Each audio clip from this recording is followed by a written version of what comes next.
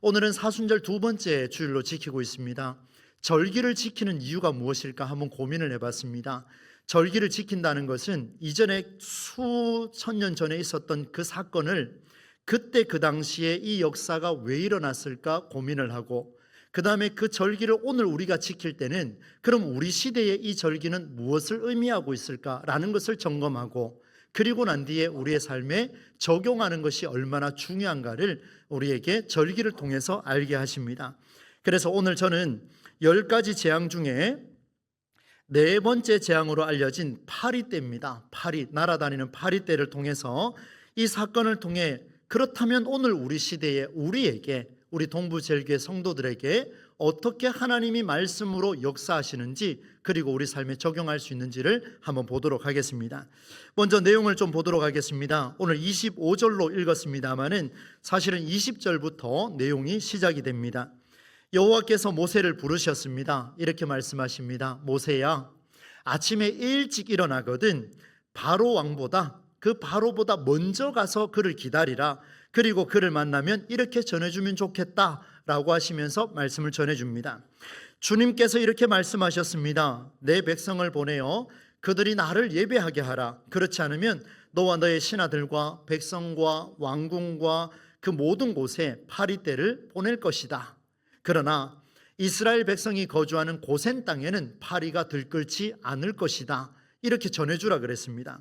실제로 주의 말씀대로 이 말을 전해줬더니만 파리떼가 이집트 온 땅을 덮어버렸습니다. 그리고 충격에 빠진 바로가 이제 모세와 아론을 불렀습니다. 이렇게 말합니다. 너희는 이 땅에서 하나님께 제사하라. 내가 허락은 하는데 이 땅에서 제사하라. 그러나 모세는 주의 말씀대로 이렇게 답변을 합니다. 우리는 3일 길을 저 광야로 가서 하나님께 희생제물을 드려야 됩니다 라고 한 번 더 확인을 시켰습니다. 그랬더니만 바로가 마음이 또 녹았는가요? 이렇게 말해줍니다. 좋다, 내가 너희를 내보내겠다. 너희는 광야로 가거라. 하나님께 제사를 드리라. 하나님께 예배하라. 대신에 너희가 가기는 가는데 너무 멀리는 가지 마라. 그리고 하나의 조건이 있다. 무엇이냐면 나를 위해서 빌어다오. 나를 위해서 하나님께 기도해달라. 이렇게 부탁을 했습니다. 그 말을 들은 모세가 이렇게 말합니다. 내일이면 파리떼가 이집트 땅 온 전체를 덮을 것인데, 그러면 바로요, 이제는 속이지 마시고 여호와께 제사하는 일을 방해하지 마십시오. 이렇게 전달했습니다. 놀라운 사실은 모세가 이렇게 이야기하고 하나님께 나와서 기도했습니다. 하나님, 이 땅을 불쌍히 여겨 주시옵소서, 이런 기도를 하면서 간구했더니만 하나님이 즉시 응답해 버렸습니다. 아주 놀라운 일이 벌어졌죠. 파리떼가 다 사라져 버렸습니다. 그러나 이번에도 오늘 말씀 32절에 보니까 바로의 마음이 완강해서 또 열리지가 않습니다. 이미 우리는 다 살펴봤습니다만 바로가 참 끈질기긴 합니다. 그죠? 마음이 복잡한 거예요. 이스라엘 백성을 광야로 내보내지 않는 장면이 오늘 본문 8장 마지막 절까지 나왔습니다. 여기까지가 본문의 내용입니다. 그러면 이 사건의 내용이 오늘 우리 시대에 우리와는 도대체 무슨 상관이 있을까? 한번 고민해 보겠습니다. 파리떼가 출몰했습니다. 어마어마한 파리떼가 출몰을 했는데, 그 파리떼가 출몰한 그 사건을 보면서 우리는 오늘 우리 시대에 무엇을 말씀하시는지, 그렇다면 이 말씀을 어떻게 적용할 수 있는지를 저는 오늘 바로와 모세의 대화에서 한번 찾아보려고 합니다. 오늘 본문에 나오는 파리떼를 우리가 이해할 때 영어로 보면은 FLY라고 표현하는 플라이를 이야기합니다. 맞지요? 날아다니는 초파리, 날파리, 그리고 박상 위에 불청객이죠. 한 번씩 들락날락하는 그런 파리들을 이야기를 합니다. 그런데 한나라 대제국의 왕입니다. 그냥 그 초파리와 날파리를 보면서 이 왕이 두려워했을까요? 그렇진 않을 겁니다. 그렇다면 이 본문에 나오는 파리떼는 분명히 바로를 충격을 줄 만큼의 어마무시한 파리떼라는 것을 우리는 짐작할 수가 있습니다. 그래서 여러분에게 그 파리떼가 뭔지를 한번 찾아드리려고 합니다. 저도 이걸 알고 싶어서 원어도 살펴보고 끈질기게 이번 주도 고군분투했습니다. 여러분 21절과 22절 말씀에 보면 새 한글 성경에 이런 기록을 갖고 있습니다. 네가 내 백성을 내보내지 않으면 보라, 내가 너와 너의 신하들과 너의 백성과 왕궁에 파리를 보낼 것이다. 그런데 성경에 뭐라고 되어 있습니까? 파리는 파리인데 말파리라고 되어 있습니다. 이런 벌 중에 말벌 아시죠? 그죠? 일종의 그런 개념이라고 보시면 될 것 같습니다. 말파리를 보낼 것이다. 이집트의 집들은 말파리로 가득 차고 집들이 서 있는 땅도 그럴 것이다. 그러나 내 백성이 머물고 있는 고센 땅은 그날에 내가 따로 다루어서 거기에는 무엇이 없게 할 것이라고 되어 있습니까? 말파리가 없게 할 것이다. 고센 땅을 구별해 놓은 거예요. 말파리를 보낼 것이다. 그리하여 네가 나를 알게 될 것이다. 나 여호와가 이 땅 한가운데 있다는 것을 하고 느낌표를 꽝 하고 이렇게 찍어버렸습니다. 여러분, 여기 나오는 말파리가 도대체 뭔지 궁금하지 않습니까? 그래서 저는 이 조사를 좀 해봤습니다. 도대체 말파리는 또 뭘까? 말벌은 들어봤지만 말파리는 처음 들어봤거든요.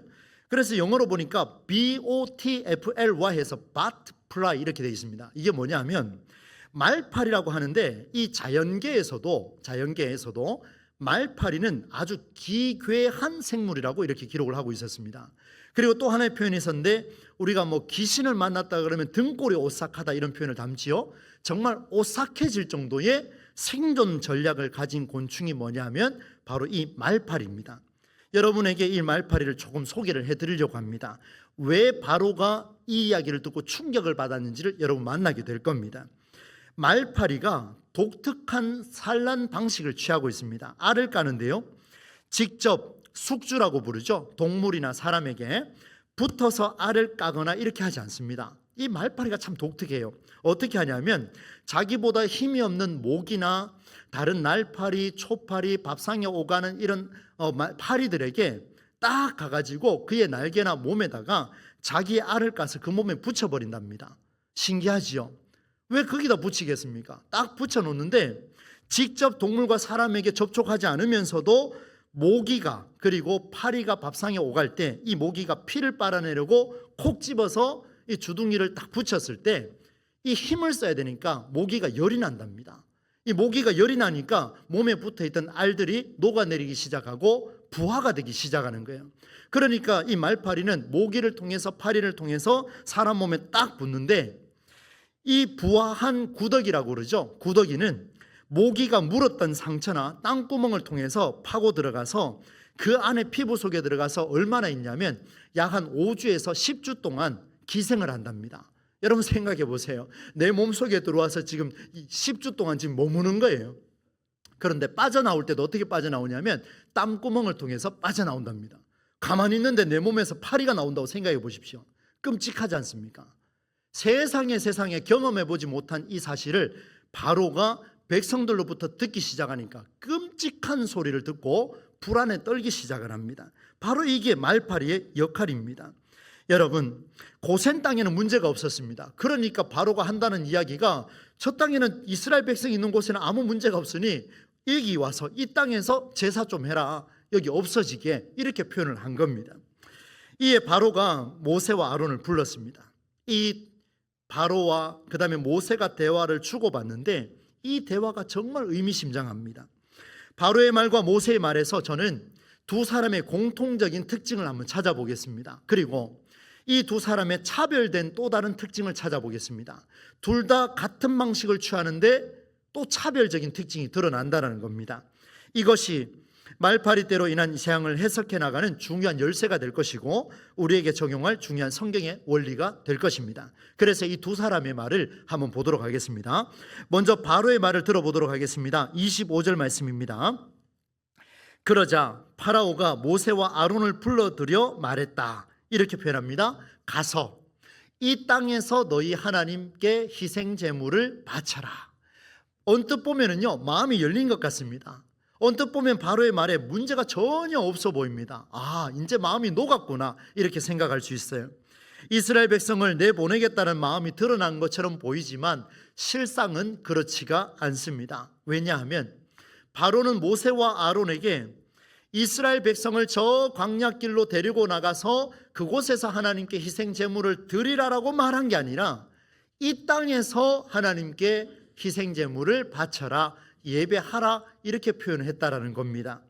바로 왕은요, 이미 이 땅에서 예배하라는 소리를 들은 게 아니고 광야길로 저 3일길을 걸어가서 그곳에서 하나님께 예배하라는 소리를 이미 들었습니다. 첫 번째 재앙이 시작되기 전에 먼저 들었습니다. 처음부터 들었고 알고 있었던 게 바로 이 이집트 왕 파라오였습니다. 5장 3절 말씀을 여러분에게 근거로 제시하려고 합니다. 5장 3절 말씀. 모세와 아론이 다시 말했다. 이제 파라오에게 이야기한 겁니다. 히브리 사람들의 하나님이 우리를 만나 주셨습니다. 그리고 같이 한번 읽어보겠습니다. 시작.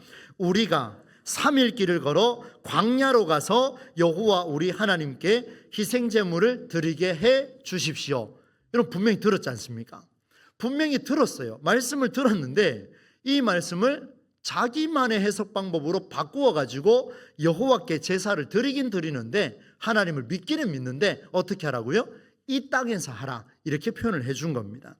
말씀대로가 아니라 자기만의 해석으로 그 말씀을 곡해해 버렸습니다.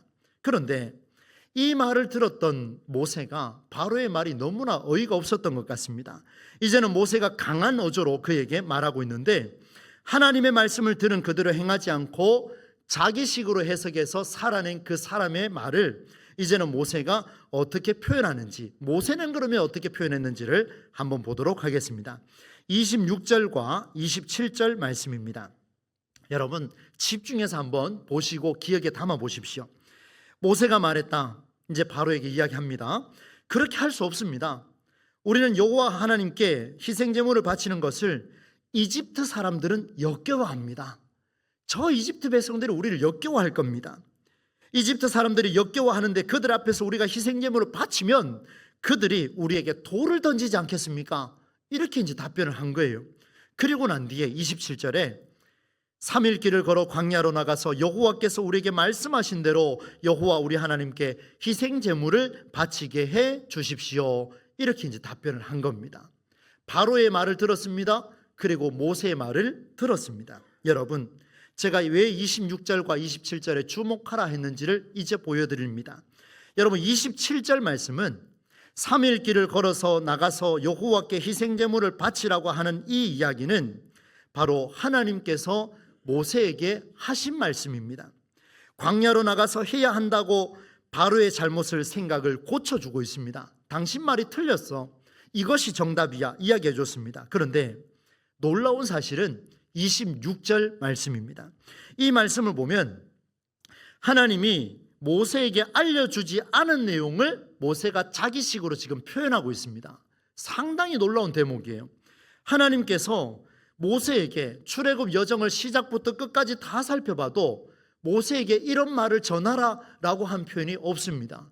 26절 이 말씀은 더더욱 지금 보이지가 않습니다. 누구의 말이냐? 하나님의 말씀이 아니라 모세의 말이었습니다. 여러분 저는 원고를 이렇게 적었습니다.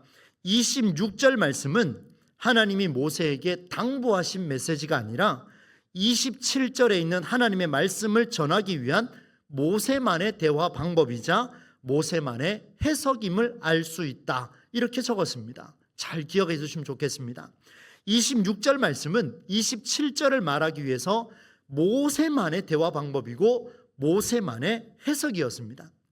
3일 길을 광야로 가서 하나님께 희생제물을 바치라는 말씀을 바로는 이 땅에서 해결하라 하며 자기만의 해석을 했고, 그런데 놀랍게도 모세도 광야로 나아갈 정당성을 밝히기 위해 이 땅에 있는 이집트 사람들이 우리를 역겨워할 것입니다. 그들이 우리에게 돌을 던지실 것입니다. 라고 하는 자기식의 해석을 또 모세도 했습니다. 두 사람의 공통점이에요. 모세와 바로 둘 다 하나님의 말씀을 자기만의 해석 방법으로 자기만의 대화 방식으로 지금 풀어나가고 있다는 것을 보여줍니다. 그런데 여러분 놀랍게도 하나님의 말씀을 들었지만 자기만의 해석으로 표현했는데 한쪽은 하나님이 들으시고 한쪽은 듣지 않습니다. 누구의 말을 들었냐? 하나님은 놀랍게도 바로의 손이 아니라 모세의 손을 들어주었습니다. 이게 정말 놀라운 일이에요. 그가 바로를 떠나 나와서 여호와께 간구하였더니 오늘 성경 30, 31절에 보시게 되면 하나님이 그의 말대로 하셔서 말파리 떼를 바로와 바로의 신하와 바로의 왕궁과 바로의 백성에게서 모두 사라지게 하셨다라는 것을 보여줍니다. 두 사람 모두 자기만의 대화 방식으로 택했는데 왜 하나님은 바로의 손을 뿌리치고 모세의 손을 잡아 주셨을까요? 이제 그 이유를 좀 찾아보려고 합니다. 여러분 두 사람의 대화는 분명한 차이가 있습니다. 어떤 차이가 있을까요? 오늘 여러분 이것을 발견하게 되신다면 우리가 살아가는 환경 속에서 배우자와 배우자끼리의 대화 방식과 부모와 자녀 속에서 만나는 대화 방식과 성도와 성도 사이에서 만나는 대화 방식을 얼마나 멋지게 해결해 나갈 수 있는지를 보여주고 있습니다. 어떤 대화 방식을 취하느냐에 따라서 하나님의 응답이 드러날 수 있고 어떤 대화 방식을 취하느냐에 따라서 하나님의 응답이 보이지 않을 수도 있습니다. 하나님의 응답이 없을 수도 있습니다. 여러분, 내 기도의 방향이 달라질 수 있습니다. 대화의 방식이 달라질 수가 있습니다. 여러분, 이제 그 이야기를 해보겠습니다. 바로의 대화 방식 무엇일까요? 한번 보세요. 바로의 대화 방식은 그 대화의 중심이 나에게서 출발해서 나에게로 돌아오고 있습니다. 그러나 모세의 대화 방식은 나에게서 출발하지 않고 다른 사람들에게서 출발하여 결국에는 하나님의 말씀으로 종결하고 있습니다. 이것이 오늘 핵심의 내용입니다. 한 번 더 말씀을 드리겠습니다. 바로의 대화 방식은 자기에게서 출발해서 갔다가 결국에는 자기애로 결론이 나지만 모세의 대화 방식은 나라는 존재는 없습니다. 지금 그들에게서의 방식에서 출발했다가 하나님의 말씀으로 결론을 내리고 있습니다. 이 두 사람의 대화 방식은 엄청난 차이를 가져왔습니다. 바로의 자기만의 해석은 하나님의 말씀을 변질시킨 결과를 낳았지만 모세가 해석한 그 모세만의 대화 방식은 말씀을 적용하여 기도 응답의 결정적인 열매를 맺는 놀라운 메시지가 되었습니다. 이제 그 이야기를 구체적으로 살펴보겠습니다. 말파리대로 혼란스러웠던 바로, 이 사람은 모세와 아론을 불러서 대화의 방식을 이렇게 전개를 했습니다. 자기에게서 출발하여 자기에게로 돌아왔습니다. 25절 말씀과 28절 말씀에서 아주 명확하게 보여주고 있습니다. 한번 볼까요? 그러자 파라오가 모세와 아론을 불러들여 말했다. 한번 같이 읽겠습니다. 시작. 가서 이 땅에서 너희 하나님께 희생 제물을 바쳐라. 내 중심에 나에게서, 나로부터 대화가 출발했습니다. 딴 데 가지 말고 여기서 예배하라. 나를 위해서 여기서 예배하라. 결론은 어떻게 나는지 한번 볼까요? 28절입니다. 그러자 파라오가 대답했다. 내가 너희를 내보내어 너희와 광야에서 여호와 너희 하나님께 희생제물을 바칠 수 있게 해주겠다. 그 다음 같이 읽겠습니다. 시작. 다만 너무 멀리는 가지 말고 누구를 위해 빌어달라고요? 나를 위해 빌어달라. 나에게서 출발하고 그 모든 대화의 종결은 나에게로 돌아와 버렸습니다. 이게 바로 바로의 대화 방식입니다. 한편 모세는 대화의 출발점이 자기가 아니라 바로와 이집트 백성들에게서 출발했습니다. 그리고 마지막은 하나님의 말씀으로 결론을 내렸습니다. 한번 보겠습니다. 26절과 27절 말씀입니다. 한번 보세요. 모세가 말했다. 그렇게 할 수 없습니다. 우리가 여호와 우리 하나님께 희생 제물을 바치는 것을 누가 역겨워한다고 되어 있습니까? 이집트 사람들은 역겨워합니다. 다시 계속 읽습니다. 같이 읽습니다. 시작. 이집트 사람들이 역겨워하는데도 그들의 눈앞에서 우리가 희생 제물을 바치면 그들이 우리에게 돌을 던지지 않겠습니까? 지금 모세는요, 나에게서 출발하지 않습니다. 우리가 이 일을 여기서 행하게 되면 이집트 백성들의 역겨워해서 그들이 우리에게 돌을 던져서 우리를 괴롭히고 우리를 죽이지 않겠습니까? 이렇게 답변을 했어요. 그리고 결론은 어떻게 내리느냐? 27절 말씀입니다. 같이 읽습니다. 시작. 3일 길을 걸어 광야로 나가서 여호와께서 우리에게 말씀하신 대로, 누가 우리에게 말씀하신 대로요? 여호와께서 우리에게 말씀하신 대로 여호와 우리 하나님께 희생제물을 바치게 해 주십시오. 여러분, 모세의 대화 방식이 얼마나 중요한지를 말씀드리겠습니다. 모세는 나에게서 출발하는 방식이 아니라 타인에게서 출발하는 대화 방식을 출발했고, 이집트 백성들과 바로로 하여금 그들이 우리를 역겨워하고 그들에게 우리를 돌을 던져서 우리를 괴롭히고 우리를 죽이게 하려고 했던 그 마음, 바로 왕이여 아십니까? 무슨 말입니까? 사람을 괴롭히거나 죽이는 죄에서 벗어나게 하려고 하는, 나를 위한 게 아니라 그들로 하여금 그 죄에서 벗어나게 하려고 하는 모세의 대화 방식의 출발점이 여기에서 드러나고 있습니다. 그로하여 죄를 짓지 않게 하려고 하는 대화의 방식을 채택했습니다. 다른 이와의 대화가 힘을 얻으려면 나에게서가 아니라 다른 이에게서부터 출발해야만이 죄를 짓지 않게 해줄 수 있다는 놀라운 대목이 오늘 본문에 드러나고 있습니다. 여러분, 우리는 성도와 성도와의 관계 속에서 대화를 나눕니다. 부모와 자녀, 그리고 형제끼리, 그리고 배우자끼리 대화를 나눕니다. 여러분, 우리는 그 대화의 방식을 어떻게 출발하고 있습니까? 나에게서 출발합니까? 나에게서 출발하라. 그리고 나를 위해서 빌어달라. 나에게서 출발해서 나를 위해 밥을 해달라. 나를 위해 출발하고 나를 위해 부모가 못다한 일을 이루기 위해 너희가 공부해야 된다. 이렇게 말씀하고 있습니까? 그건 전혀 성경적이지가 않습니다.